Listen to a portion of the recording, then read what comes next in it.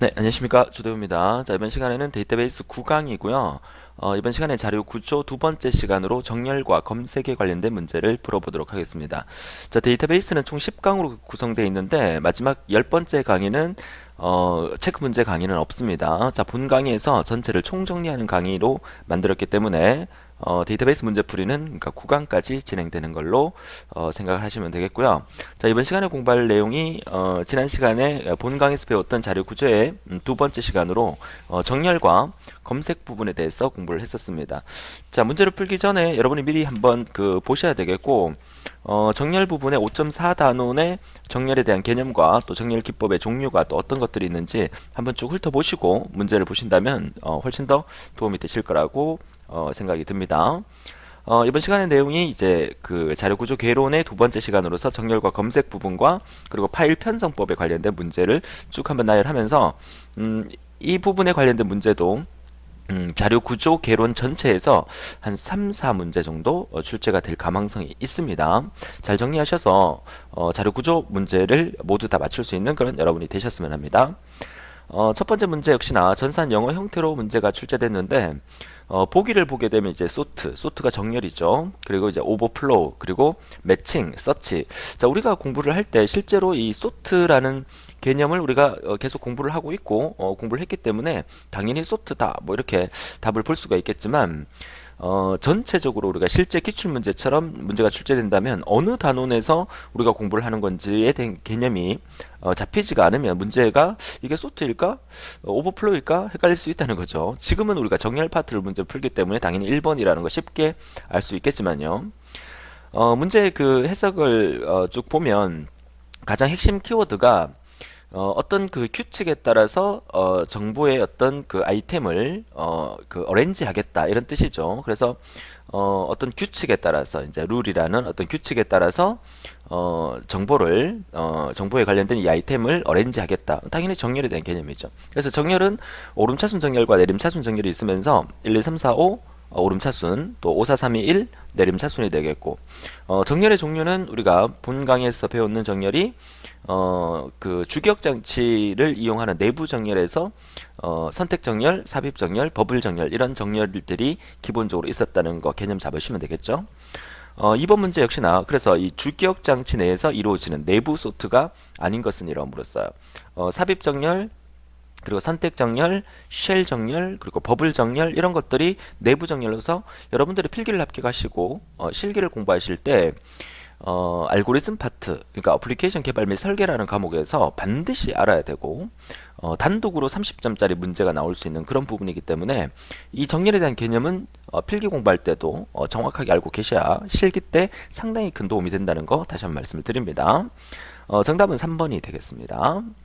자, 이어서 3번 문제 보도록 하죠. 자, 3번 문제 역시나 전산 영어 형태로 문제가 출제됐는데 자, 문제를 가만히 보게 되면 인접한, 그죠? 인접한 레코드의 키를 어레인지 하겠다. 뭐, 이 말만 봐도 당연히 답이 뭔지 알겠죠?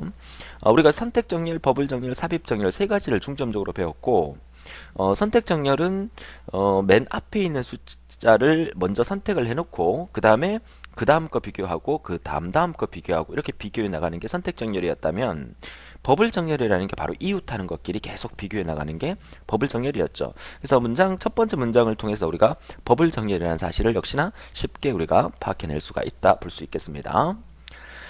자, 그리고 4번 문제는 자료가 아래와 같이 주어졌을 때 선택 정렬을 적용하여 오름차순으로 정렬할 경우에 패스2의 과정이 어떻게 되느냐라고 물었어요. 자, 패스2라는 과정이 선택 정렬을 할 수 있는 방법이 맨 앞에 있는 첫 번째 숫자를 이렇게 선택한다고 제가 말씀을 드렸죠. 자, 선택을 하고 그 다음 이렇게 비교합니다. 비교했을 때 오름차순 정렬할 거니까 4가 앞으로 오게 되고 9가 뒤로 가게 되겠죠. 자, 그리고 이 선택 박스 안에 들어있는 얘와 얘를 또 이렇게 비교하게 되겠죠. 4, 5니까 오름차순 정렬할 거면 교체를 할 필요가 없어요. 그죠? 그 다음에 41도 교체할 필요가 없고 또 48도 교체할 필요가 없어요. 그래서 패스 1의 결과는 4, 9, 5, 11, 8. 자, 이렇게 되는 게 패스 1의 결과라고 풀 수가 있겠습니다. 자, 그러면 문제에서는 패스 2의 결과를 물었으니까 한 번 더 해야 된다는 얘기겠죠? 그래서 한 번 더 하게 되면 패스 1의 결과가 끝나게 되면 선택 정렬에서는 가장 작은 숫자가, 그러니까 오름차순일 경우에 가장 작은 숫자가 맨 앞에 오게 돼 있어요. 그러니까 4는 더 이상 건드릴 필요가 없고요. 자, 두 번째 있는 이 숫자를 역시 선택 박스를 만들어서 선택을 하게 되겠죠. 자, 그리고 이오타는 얘랑 비교합니다. 자, 5를 앞으로 놓고, 자, 9를 뒤로 보내야 되겠죠. 자, 그리고 5와 11을 비교하니까 교체할 필요가 없어요. 자, 5와 8을 비교하니까 역시 교체할 필요가 없어요. 자, 이렇게 되니까 패스2의 과정이 4, 5, 9, 11, 8. 자, 이렇게 진행이 되죠. 자, 여기까지를 우리가 패스2라고 합니다. 자, 우리는 문제에서는 패스2를 물었으니까 답은 4, 5, 9, 11, 8이 되겠죠. 정답은 몇 번? 나번이 된다는 얘기죠. 우리가 본 강을 통해서 또 패스 3, 패스 4까지 진행되는 과정까지 어떻게 되는지 자세히 설명을 드렸기 때문에 여러분들이 패스 3 과정이 세 번째 거를 선택을 해서 또 이렇게 비교, 이렇게 비교, 이렇게 비교 한번 해보시고요. 그 다음에 패스 3가 끝나면 패스 4도 마찬가지 마지막 네 번째 데이터를 가지고 마지막까지 비교하는 걸로 한번 연습을 한번 해보신다면 큰 도움이 되실 거라고 봅니다. 자, 4번 문제 정답은 선택 정렬의 패스 2 과정을 묻는 문제였고 정답은 나번이 되겠습니다. 자, 이어서 5번 문제. 이거는 이제 키워드로 여러분들이 외워두셔야 될 부분이죠. 연산의 최악과 또 평균의 경우 모두 0으로 또 빠른 속도를 갖는 우리가 정렬을 우리가 힙 정렬이다. 이렇게 우리가 키워드로 우리가 외웠었습니다. 여러분 교재에 정렬의 그 종류의 갈로 4번에 보면 힙 정렬에서 연산의 시간이 최악과 평균의 경우 모두 0으로 빠른 속도를 가진다. 이게 바로 힙 정렬이다. 그리고 전 이진 트리를 이용한 정렬 방식이다. 이런 문장들을 잘 정리하셔서 힙 정렬의 키워드가 어떤 것든지 파악을 해주시면 되겠다라고 말씀을 드리고요. 그래서 이제 여러분 교재를 힙 정렬 파트를 교재를 한번 펴보세요. 여러분 문제지 바로 한 장을 앞으로 넘기게 되면 힙 정렬에 보면 얘가 하나 나와 있어요. 그죠? 그 얘가 이 문제랑 똑같은 거예요. 6번 문제가. 자, 88, 74, 63, 55 이렇게 돼 있으니까 여러분 교재의 바로 앞 페이지의 왼쪽 페이지 보시면 트리 구조가 있죠. 자, 위에서 한번 그려볼까요? 88이 맨 먼저 이렇게 나와 있고 그 다음에 88을 기준으로 좌측과 우측에 두 개의 자식이 생기는 거죠. 88을 먼저 쓰고 그 다음에 74와 63을 이렇게 74와 63을 자, 이렇게 적어주는 그림이 여러분 교재에 보이실 거예요. 자, 계속 한번 적어볼까요? 자, 74 옆에 그 다음에 이렇게 다리를 내려서 55와 37을 적어주고 55와 37. 그 다음에 63에 다리 두 개를 내려주고 25와 33을 이렇게 적어주게 되는 거죠.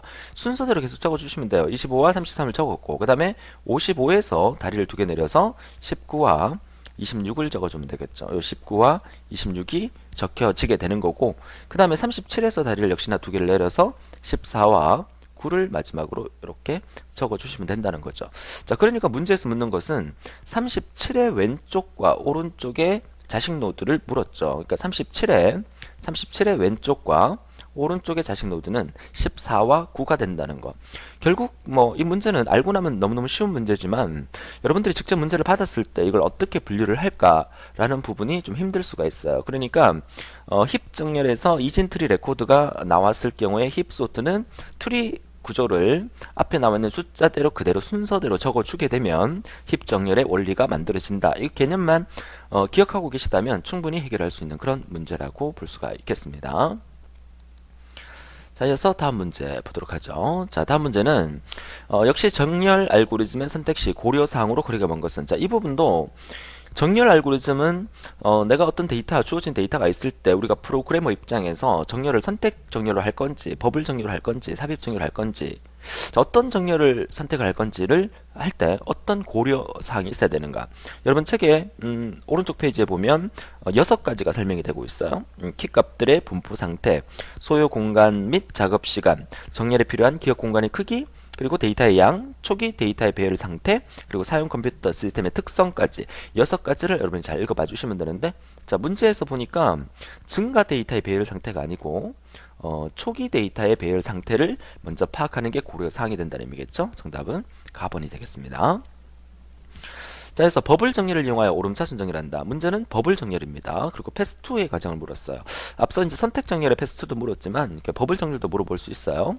자, 버블 정렬은 이제 이웃하는 것끼리, 인접한 것끼리 이렇게 비교를 합니다. 그죠? 자, 오름차순 정렬할 거니까 6이 앞으로 오고 9가 뒤로 가게 되겠죠. 자, 그 다음에 또 얘랑 그 다음 거를 이렇게 비교합니다. 자, 7이 앞으로 오게 되겠고 9가 뒤로 가게 될 거고요. 그 다음에 9와 3을 비교해서 3이 앞으로 올 거고 그 다음에 9가 뒤로 갈 거고요. 그 다음에 9와 역시 5를 비교했을 때 5가 앞에 오고 9가 뒤로 갈 거예요. 그래서 패스 1의 결과는 6, 7, 3, 5, 9. 자, 이렇게 진행이 되죠. 버블 정렬의 특징은 한 바퀴를 돌게 되면 패스 1이 끝나게 되면 가장 큰 숫자가 맨 뒤로 가는 거예요. 선택 정렬은 가장 작은 숫자가 맨 앞으로 왔었죠. 그래서 가장 큰 숫자가 맨 뒤로 와 있기 때문에 9는 정렬이 완료된 거야. 패스 1이 끝난 상태에서. 그럼 패스 2로 넘어가게 되면 역시나 패스 2는 첫 번째 있는 자, 얘랑 이웃하는 거기에 또 비교하죠. 6, 7 그대로 있고요. 그 다음에 이 7과 3을 비교했을 때 3이 앞으로 오고 7이 뒤로 가게 되겠고요. 자, 7과 5를 비교했을 때 5가 앞으로 오고 7이 뒤로 가게 되겠죠. 9는 정렬이 패스 1에서 완료가 됐기 때문에 더 이상 건드릴 필요가 없어요. 그래서 패스 2의 결과는 6, 3, 5, 7 그리고 패스 1에서 정렬됐던 9까지 적어주게 되면 6, 3, 5, 7, 9가 이게 패스 2의 결과가 되겠죠. 정답은 몇 번? 6, 3, 5, 7, 9니까 정답은 4번이 되겠죠. 자, 지금 문제는 여러분 교재 책에서는 이제 없는 문제입니다. 그래서 이런 버블 정렬에 관련된 것도 한번 해봐야 될 것 같아서 제가 문제에 넣어 놓은 거니까 문제가 없다고 따지거나 묻지 마시고요. 여러분들이 문제를 보면서 화면상으로라서 한번 화면을 일시 정지시켜 놓고 직접 여러분이 그 노트에다가 적어 놓고 문제를 한번 풀어보는 것도 상당히 큰 도움이 되시겠습니다. 자, 정렬에 관련된 문제였고요. 자, 이어서 9번 문제는 이제 삽입 정렬을 또 한번 물어봅니다. 자, 이것도 여러분 교재에 없는 문제인데 여러분 교재에 이제 선택 정렬에 관련된 문제만 있으니까 제가 버블 정렬과 삽입 정렬을 연달아서 한번 넣어봤어요. 자, 삽입 정렬입니다. 역시 패스2의 결과를 물었습니다. 자, 삽입 정렬은 여러분들이 나중에 필기를 합격하시고 실기를 공부하실 때 이 삽입 정렬 때문에 상당히 좀 힘들어 할 부분이에요. 하지만 필기에서 이 삽입 정렬은 너무너무 쉬워요. 자, 어떻게 하느냐? 우선 두 번째 거를 항상 기준으로 한다는 게 삽입 정렬에서 중요하고요. 자, 이 두 번째 데이터를 앞쪽에다가 이렇게 삽입을 하게 돼요. 삽입을 하게 되면 작은 숫자 앞으로 가고 큰 숫자 뒤로 가게 되면서 이렇게 바뀌겠죠. 4가 앞으로 오고 5가 뒤로 가게 됩니다. 자, 이렇게 해서 이제 4, 5, 3, 2, 1. 자, 이렇게 만들어지는 요 과정을 우리가 패스 1이라고 합니다.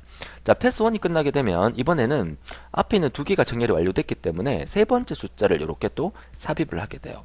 자, 이렇게 삽입을 하게 되면 3, 4, 5. 자, 이렇게 정렬이 되는 거예요. 그 다음에 2, 1은 그대로 오고 여기까지가 패스2. 자, 문제에서는 패스2를 물었으니까 정답은 3, 4, 5, 2, 1이 되겠어요. 정답은 3, 4, 5, 2, 1이 되는 라분이 되겠죠.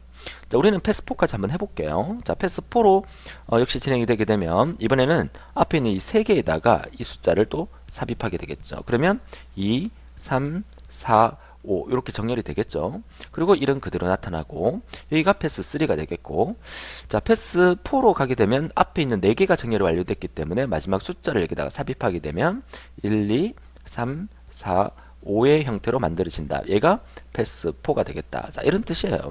자, 결국 우리는 삽입 정렬이든 선택 정렬이든 버블 정렬이든 패스 1부터 패스 4까지 진행되는 과정에 대해서 우리가 필기에서 아셔야 되고 필기시험 문제에서는 패스 4의 과정이 어떻게 되느냐라고는 묻진 않습니다. 왜냐하면 오름차순으로 정렬하게 되면 패스 4는 무조건 정렬이 완료된 상태가 돼버리기 때문에 그렇죠. 그러니까 이 과정을 할 수 있느냐 없느냐를 테스트하기 때문에 패스 2나 패스 3를 묻는 경우가 가장 많다는 거죠.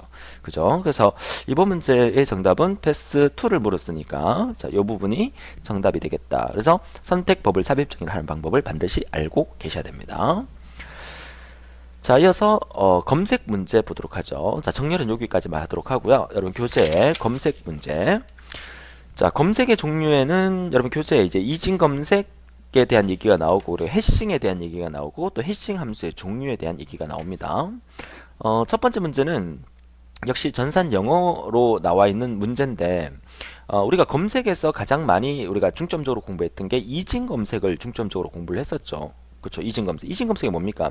전체 숫자를 줘주고 그 전체 숫자를 반씩 쪼개가면서 그죠? 반씩 쪼개가면서. 그래서 제가 강의에 이제 막 총살시킨다 이런 얘기도 했던 것 같은데, 반씩 쪼개가면서 찾아내는 거예요. 그러니까 문제에서 보니까 반씩 쪼갠다는 말이 있죠. half of the remain 남아있는 포트, 남아있는 것들을 반씩 쪼개서 이제 찾아가면서 만들어준다. 자, 이 문장에서 우리는 이거 이진 검색을 의미하는 거구나. 쉽게 우리가 파악할 수가 있겠죠. 자, 영어 문장은 여러분들이 직접 해석을 해보시는데 가장 핵심적인 부분이 바로 이 half of the remaining 포션 요게 가장 중요한 문장이라는 거 요거 기억하신다면 이진 검색이라는 거 쉽게 우리가 찾을 수가 있다는 얘기죠. 자, 그렇다면 이제 2번 문제를 통해서 이진 검색하는 거 복습하는 의미에서 한번 보도록 하죠. 자, 14라는 숫자를 찾으려고 합니다. 자, 우선 이진 검색에서는 중간값을 먼저 찾아야 돼요. 전체 데이터가 15개니까 중간값은 어떻게 계산한다 그랬어요? 2분의 1번 데이터와 마지막 15번 데이터를 더해서 인트를 취해줘야 되는데 이거는 뭐 홀수계니까 바로 8이라는 값이 나오죠. 그래서 이 8이라는 값이 중간값이 되는 거예요. 미드값. 그죠? 근데 우선 얘한테 물어봅니다. 나는 14를 찾고 싶은데 14가 어딨냐? 그러니까 얘가 하는 말이 14는 저보다 큽니다. 그러면 이제 얘를 포함해서 나머지는 필요가 없죠, 아래쪽은. 그러면 이제 남아있는 얘들 중에서 또 중간값을 찾는 거예요. 자, 9, 10, 11, 12, 13, 14, 15 중에 중간값은 얘가 되겠죠. 얘에게 물어봅니다. 야, 14 어딨니? 라고 물어보니까 저보다 큽니다. 라고 대답하죠. 그럼 얘를 포함해서 아래쪽을 다 없애버리는 거죠. 그죠? 그럼 남아있는 세 개 중에서 중간값을 찾으니까 얘가 되는 거겠죠. 얘한테 물어봅니다. 야, 14 어딨니? 라고 물어보니까 접니다. 라고 얘기를 하죠. 자, 결국 이 이진 검색에서 14를 찾을 경우 비교되는 횟수. 우리는 몇 번 비교했습니까? 8에게 물어봐서 8하고 14하고 비교를 한 거예요. 그 다음에 12에서 물어봐서 12하고 14하고 비교를 한 거예요. 그리고 마지막 14를 찾기 위해서 14하고 14하고 비교를 한 거예요. 그래서 비교 횟수는 첫 번째, 두 번째, 세 번째를 비교하니까 14라는 숫자가 어디 있는지 찾을 수가 있었다는 거죠. 그러니까 정답은 나번에 3번이 되겠다 이 말이죠. 자, 문제 쉽게 해결할 수가 있겠죠. 그래서 몇 번 비교를 했느냐 이거 찾는 문제가 종종 출제가 되니까 잘 확인해 주시기 바랍니다. 자, 그래서 3번 문제 역시 탐색 방법 중에서 키 값으로부터 레코드가 저장되어 있는 주소를 직접 계산한다. 자, 주소를 직접 계산한다. 이게 뭡니까?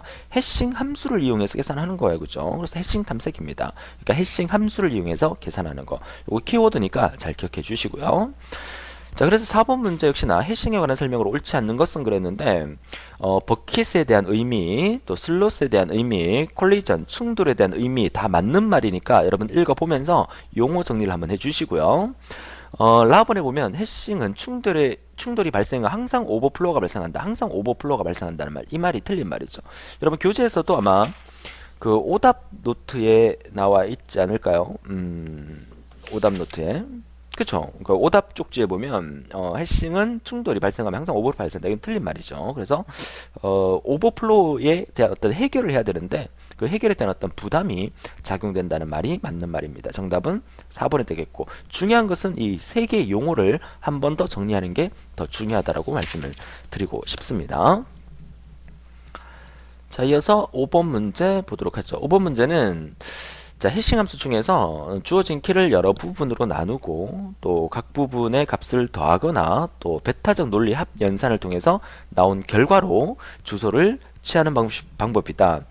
자, 해싱 함수 기법 중에서 이 중첩 방법에 대한 폴딩 메소드에 대한 부분을 얘기하는 건데 여러분 문제풀이 왼쪽 페이지 이제 그 갈로 3번의 해싱 함수의 종류 페이지를 한번 보세요. 보면 총 6가지의 그 방법이 나와 있어요. 첫 번째가 중간 제곱 방법, 그 다음에 숫자 분석 방법, 계산 방법, 그리고 중첩 또는 접지 방법, 그리고 계수 방법, 또 기수 변환법 이렇게 6가지가 나와 있는데 그 중에서 계산 방법이 종종 나왔었고 그 다음에 네 번째 있는 중첩 첩지 방법, 다시 말해서 폴딩 메소드 방법이 시험에 자주 출제가 됐으니까 자, 이 문제를 통해서 이 중첩 방법에 대한 개념을 다시 한 번 더 외워둘 수 있도록 그렇게 해주시면 되겠습니다.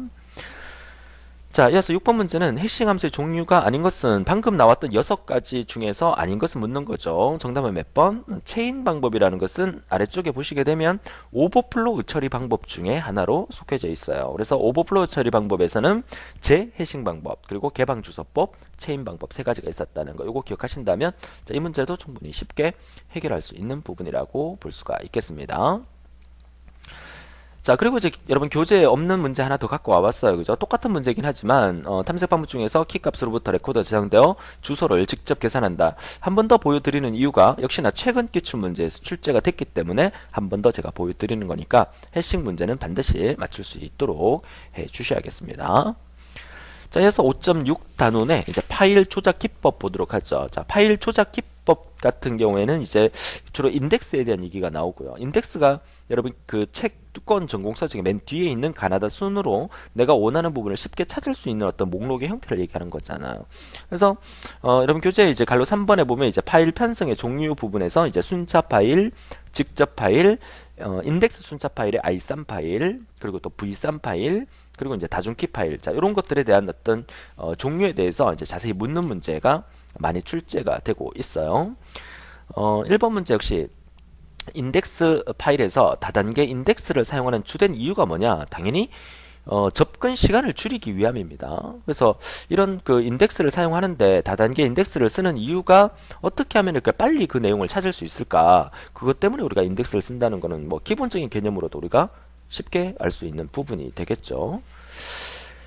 자, 이어서 2번 문제는 인덱스에 대한 설명으로 부적절한 것은 그랬는데, 자, 인덱스는 데이터베이스의 물리적 구조와 밀접한 관계가 있고요. 하나 이상의 필드로 만들어도 됩니다. 그리고 레코드의 삽입과 삭제가 수시로 일어나는 경우는 인덱스를 최소화한다. 그건 아니죠. 정답은 3번이에요. 레코드의 삽입과 삭제가 수시로 일어나게 되면 양이 많아지니까 인덱스도 좀 더 확대를 시켜야 되는 게 맞겠죠. 목차가 많아지는 거니까. 그냥 여러분들이 들고 다니는 전공서적에 맨 뒤에 인덱스 있잖아요. 그 인덱스 새긴 부분이 책 속의 내용이 두꺼우면 두꺼울수록 새긴 내용이 늘어난다는 거, 그것만 생각하신다면 쉽게 해결할 수 있는 문제라고 볼 수가 있겠습니다. 자, 3번 문제는 이제 트라이세긴이라는 게 시험에 자주 출제가 되고 있습니다. 그죠? 여러분 교재 이제 파일 조직 기법 5.6 단원의 큰 2번의 인덱스 부분에 갈로 3번의 트라이라는 부분이 자주 출제가 돼요. 1번에 이제 동그라미 1번에서 뭐라고 설명되어 있냐면, 여러분 교재 지금 같이 보고 계시죠?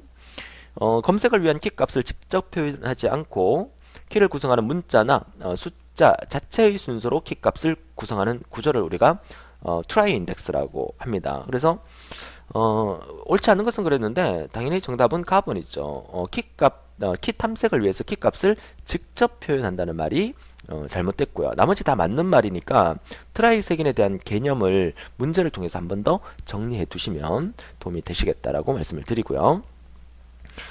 4번 문제 같은 경우에는 키 값이 문자열 또는 숫자일 경우에, 자, 일련의 키 값들에 대해서 일부분이 같은 문자나 숫자로 구성되어 있을 때, 즉 그죠? 전체 키 값의 길이보다 키 값 사이에 별개의 전위수가 작을 때 적합하다. 자, 요 말이면 이제 키 포인트가 나왔고요.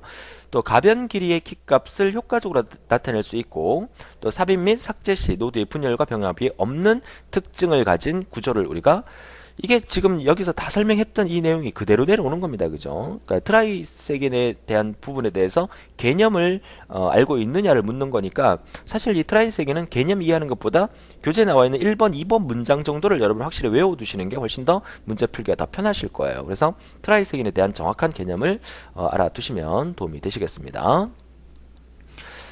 자, 그래서 5번 문제는 파일에 대한 설명 중 옳지 않은 것은 그랬는데, 여기서 나오는 게 이제 순차 파일과 그리고 직접 파일, 그리고 색인 순차 파일, 그리고 v3 파일에 대해서 이제 설명을 해주고 있는 거예요. 그 중에서 틀린 것은 그랬는데, 이 v3 파일은 가상 저장 장치로 접근하는 그 내용이에요. V가 이제 버추얼이니까.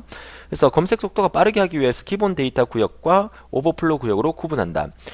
기본 데이터 구역과 오버플로우 구역으로 구분하는 것은 i3 파일이에요. 그죠? v3이 아닙니다. 그래서 이렇게 구분하는 것은 i3 파일이라는 사실. 자, 요거 기억하신다면 우리가 역시나 틀린 거 쉽게 찾을 수 있겠고, 자, 이 가나다는 다 맞는 얘기니까 한 번 더 읽어봐 주세요.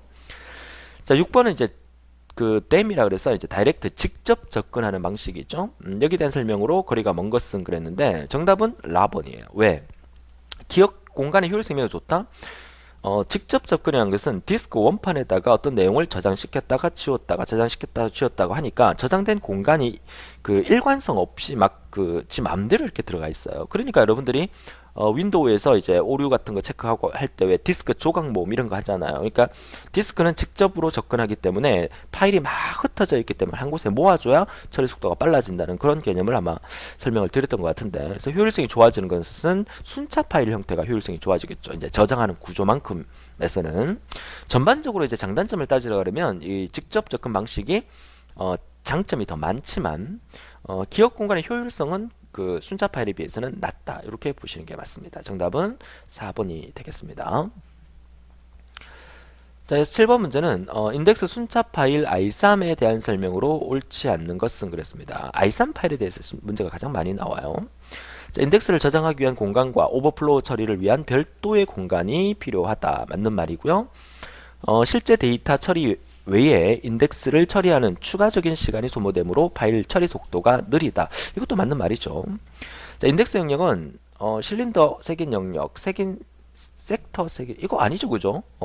여러분 교재 역시나 보시게 되면 인덱스 영역 구분은 트랙 영역과, 그죠? 트랙 영역과 또 마스터 영역과 그 다음에 실린더 영역, 그죠? 실린더 영역, 그죠? 그러니까 트랙 영역, 마스터 영역, 실린더 영역, 요렇게 세 가지로 구분한다는 거, 요거 같이 외워두시기 바라요. 시험 문제에서 다음 중 인덱스 순차 파일의 영역에 속하는 게 아닌 것은 이렇게도 출제가 될 수 있어요. 요거 세 가지를 반드시 외워두시기 바랍니다. 자, 정답은 3번이 되겠죠. 자, 8번 문제는 V3 파일에 대한 설명으로 거리가 먼 것은 그랬습니다. 자, V3 파일 버추럴 가상입니다. 그죠? 기본 데이터 영역과 오버플로우 영역으로 구분하지 않는다. 그렇죠. 기본 데이터 영역과 오버플로우 영역으로 구분하는 것은 i3 파일이라고 말씀드렸고요. 레코드를 삭제하면 그 공간을 재사용할 수 있다. 제어 구간의 가변 길이 레코드를 쉽게 사용할 수 있다. 특정 레코드에 대해 빠르고 직접 접근을 지원할 수 있기 때문에 대화형 처리 많이 된다. 이거는 직접 접근 지원할 수 있는 거니까 댐이죠, 댐. 그죠? 다이렉트 억세스 메소드 또는 뭐 메모리, 이런 의미의 라번이 정답이 되겠습니다. 자, 이어서 9번 문제는 이제 역 파일에 대한 얘기인데 뭐 자주 출제되는 문제는 아니에요. 근데 우리가 파일 편성의 종류에서 이제 역 파일에 대해서 우리가 교재에도 나와 있으니까 한 번, 두 번 정도 출제가 되는 걸로 보여집니다. 역 파일에 대한 설명을 옳지 않은 것을 그랬는데 4번이 틀렸어요. 문제만 한번 보도록 하죠. 세균의 각항의 길이가 고정적 아닙니다. 그래서 기억 공간 절약되는 것도 아니에요. 정답은 4번이고 역 파일에 대한 개념을 문제를 통해서 한번 더 정리해 두시고요. 자, 10번 문제는 다양한 파일의 조직 방법 중에서 응용에 적합한 파일 조직을 선택하는 데 영향을 주는 요인들만 구성되어 있다. 응용에 적합한 파일 조직, 이게 뭡니까? 자, 사용할 보조 기억 장치의 유형, 맞습니다. 자, 응용이 필요한 파일의 연산의 유형, 이것도 맞네요. 파일 활동 비율, 이것도 맞고요. 트랜잭션이나 검색 요청에 대한 응답 시간, 이것도 맞네요. 정답은 가번이에요. 모두 다 맞는 요인입니다. 그죠? 10번 문제를 통해서 한번 또 정리를 해주시고요. 자, 이어서 이제 또 제가 추가한 문제입니다. 자, 전산 영어로 이렇게 이제 영역을 또 물어봤어요. 그러니까 인덱스 시퀀스 파일이니까 역시나 i3 파일을 물어주는 거죠. 자, i3 파일의 이제 환경의 일반적인 것은 무엇이냐? 그러니까 세 가지로 구분하죠. 그게 뭡니까? 인덱스 영역, 또 기본 영역, 오버플로우 영역, 세 가지니까 정답 4번이 되겠고요. 자, 12번 문제 역시 인덱스 순차 파일에 대해서 인덱스 영역 중에서 인덱스 영역의 다음 설명에 해당되는 것은 이라고 물었네요. 인덱스 영역의 첫 번째 테이블로서 답 나왔어요. 그쵸? 첫 번째 테이블 하면 답 나오죠.